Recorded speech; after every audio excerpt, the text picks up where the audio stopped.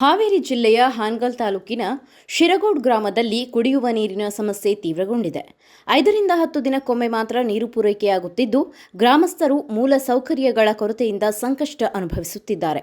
ಹಾವೇರಿ ಜಿಲ್ಲೆಯ ಹಾನಗಲ್ ತಾಲೂಕಿನ ಶಿರಗೋಡ್ ಗ್ರಾಮದಲ್ಲಿ ಕುಡಿಯುವ ನೀರಿಗಾಗಿ ಗ್ರಾಮಸ್ಥರು ಪರದಾಡುವಂತಾಗಿದೆ. ಗ್ರಾಮಕ್ಕೆ 5 ಅಥವಾ 10 ದಿನಕ್ಕೊಮ್ಮೆ ಮಾತ್ರ ಕುಡಿಯುವ ನೀರು ಪೂರೈಕೆಯಾಗುತ್ತಿದ್ದು, ಮಹಿಳೆಯರು ಹಾಗೂ ಸಾರ್ವಜನಿಕರು ನೀರಿಗಾಗಿ ಹರಸಾಹಸ ಪಡುತ್ತಿದ್ದಾರೆ. ನೀರಿನ ಸಮಸ್ಯೆ ಕುರಿತು ಗ್ರಾಮ ಪಂಚಾಯಿತಿ ಅಭಿವೃದ್ಧಿ ಅಧಿಕಾರಿಯನ್ನು ಸಂಪರ್ಕಿಸಿದಾಗ ಇಂದು ಮಾತನಾಡುತ್ತೇವೆ, ನಾಳೆ ಮಾತನಾಡುತ್ತೇವೆ ಎಂಬ ಭರವಸೆಯ ಉತ್ತರ ಮಾತ್ರ ಸಿಗುತ್ತದೆ ಎಂದು ಗ್ರಾಮಸ್ಥರು ಆರೋಪಿಸಿದ್ದಾರೆ.